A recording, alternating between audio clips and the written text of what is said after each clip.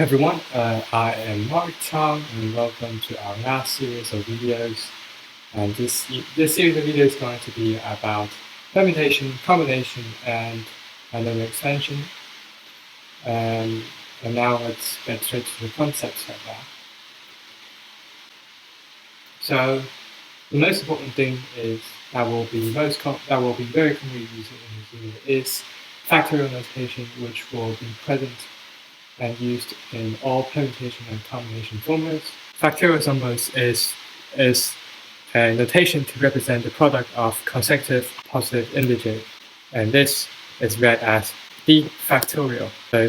So the factorial of n is n times n minus 1 times n minus 2 times n minus 3, and keeps timing until the number was reduced to 1. Factorial numbers can also be in many other ways.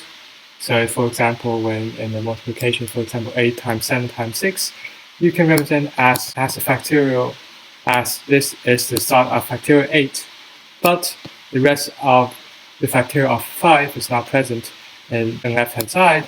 Then we can write this as 8 factorial divided by 5 factorial. Also, it's very important to note that 1 factorial equals to 1 times 0. So 0 factorial is 1.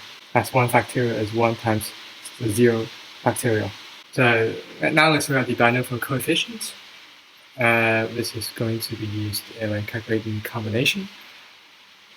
And this is noted as n r, n on the top, r on the bottom. N is the total number, and r is the number for each pair of combination. And the formula is n factorial divided by arc factorial, and the factorial of n minus r. This can also be written as NCR. For example, to evaluate 5C2, which is combining 2 of here with the total number of 5. We can use the formula. So n is 5, r is 2.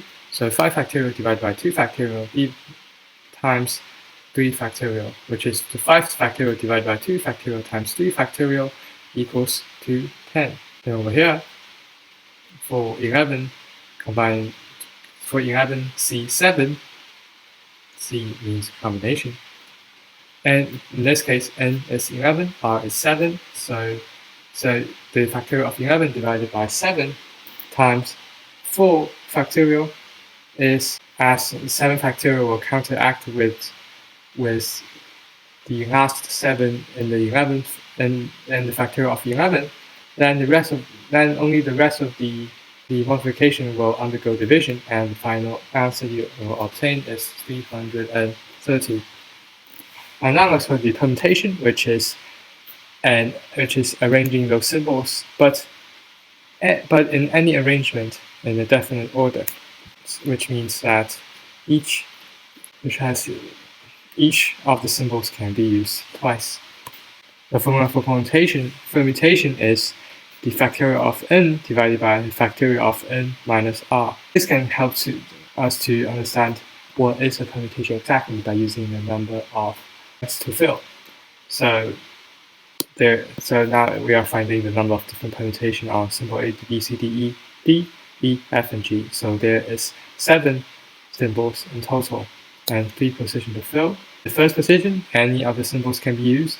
So we put 7 here. As each symbol only have ones, and the rest of the 6 symbols can all be used again. So it's 6. And after one of the other symbols are used, there are 5 symbols left, so there's going to be 5. And as each of them can be the first symbol asked for ones, the total number of permutation is 7 times 6 times 5, which is 7 factorial divided by 7 minus 3 factorial. 7 is the total number of symbols, and 3 is the number of slots available in this case. Now let's look at the combination more closely. This is basically what we have already learned for and the binomial coefficients. NC are equals to the n factorial divided by r factorial times n minus r factorial of n minus r. But what is the combination exactly? Let's use an example to find out. So, for example, a community of 4 is chosen from 7 men and 6 women, which means there's going to be 4 slots and 7 men and 6 women to to compete. First of all, if there is no restriction, then all the 7 men and 6 women, every single human can compete for those 4. So among these 13 people, 4 of these people are selected. So it's going to be 715 different possible outcomes. However, when there is restriction acid, such as there must be only 2 of each sex, so 4 is divided by 2. So the combination of 4, they can be simplified for 2 for women and 2 for men. So as only 2 can be selected for women, we can undergo 6C2 as only 2 of women are chosen from 6. Also 7 and times 7C2 as only 2 of men are chosen from the 7. And there are 315 possible outcomes, but there are at least going to be 1 for each of the sex. Then that means that among the community of 4, 2 of them will undergo no restrictions. 1 of them will have to be female, and 1 of them will have to be male. However, it can also be different as there's 4, so it can also be 2 males and 2 females, 3 men, and also 3 males, 1 female, and 3 females and 1 male, because all you need is to have at least 1 of each sex. So in this case, you can add all the possible scenarios together. So this scenario is there are going to be 3 men and 1 woman. It's going to be 2 men and 2 women, or there's going to be 1 man and 3 women. So the possibilities of these will add up together, and you can determine the number of different communities that can be chosen if there are going to be at least 1 of each sex, which is going to be 665. However, we can also use another innovative approach to think about it more critically. If there must be at least 1 of each sex, and there's only a community of 4, this means that the community of 4 cannot be all male or all female. So in this way, as the total number of communities is 13C4, we can use the total number minus the 2 scenarios when there is all men or all women. So 13C4 minus 7C4 times 6C0 minus 7C0 times 6C4. This is all male. This is all female. After excluding those scenarios, we also obtain the same answer, 665. And now let's also look at the binomial expansion, which is the way you expand which binomial is a number that contains 2 terms with word root by is used. The binomial expansion. We know the binomial expansion of a plus b squared. Everything squared is a squared plus b squared plus 2ab. However, if there is going to be more expansion with a higher number of squares, then how should we deal with it?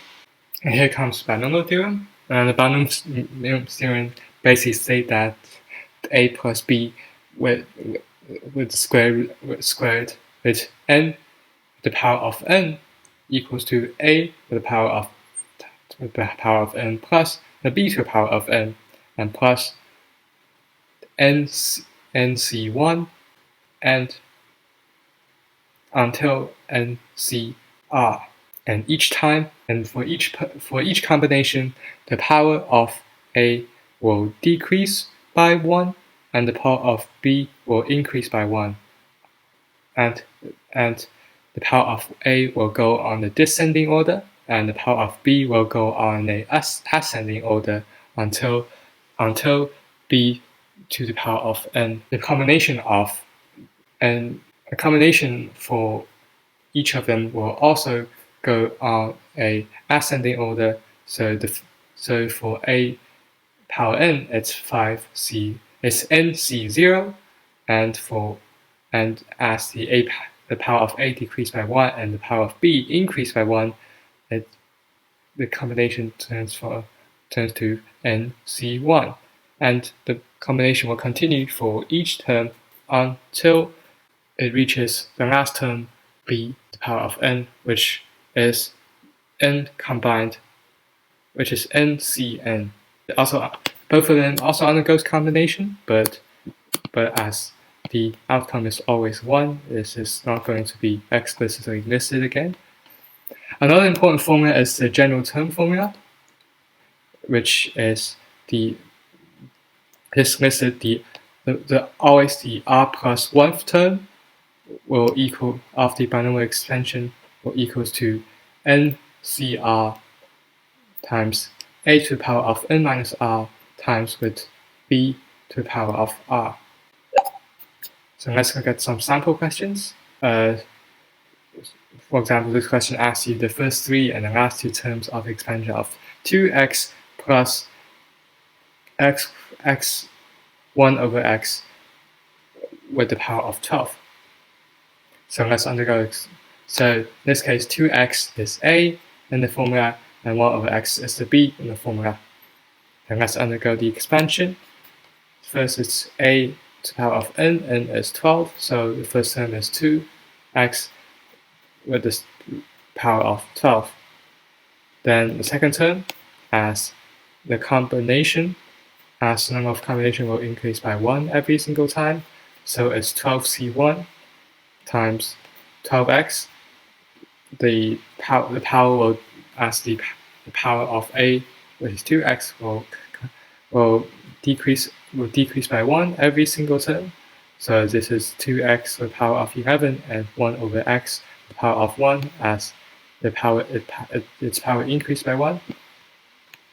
And same goes here, which is the combination increased by 1, the power of first term decreased by 1, the power of second term increased by 1 again.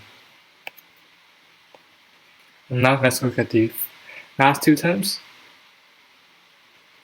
This is going to be 12c11, as the last term we're going to, as there is 12 total in total. The last term is going to be 12c12, and the last 2 terms is going to be 12c11 and 12c12. The power of a gradually decreases, the power of b gradually increases, and so it is 2x to the power of 1 and 1 over x to the power of 11, and the last term, which is b to the power of n, is 1, in this scenario is 1 over x with the power of 12. Now let's look at the other question that gives you a term. That's asking you to find a specific term. In this question, I ask you to find the 7th term of 3x minus 4 over x squared, the power of 14. In this case, a is going to be 3x. B in this formula in this scenario is going to be minus 4 divided by x squared. And n, which is the power, is going to be 14. Given the general formula, T7 means the 7th term, so TR plus 7 is going to be 7. 7 minus 1, R is going to be 6.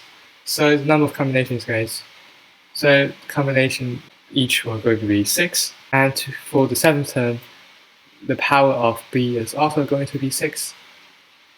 And to find the power of A, we use the total number divided by n minus r. So it's 14 divided by 14 subtract by 6 and equals to 8. This unit is fairly simple. It is more about understanding the whole formulas, and it's understanding what the formula represents. And once you understand the formula represents, it is fairly easier for you to apply them in different scenarios. Most of these scenarios will stick with the formulas, and the questions will mainly ask you for permutation, combination, binomial expansion, or the number of terms, or the specific number of terms in the expansion. And these kind of questions will occur most in IGCSE 0606. And these are some review sets. And now the last series of the video is now done. Hope all my video series will help you guys to succeed in the future. Thanks everyone for watching. If you have any confusions, please comment below. And feel free to shoot me a question anytime. And we'll see you soon. I am Mark, and this is going to be the last series in this video. Thank you all, and bye bye.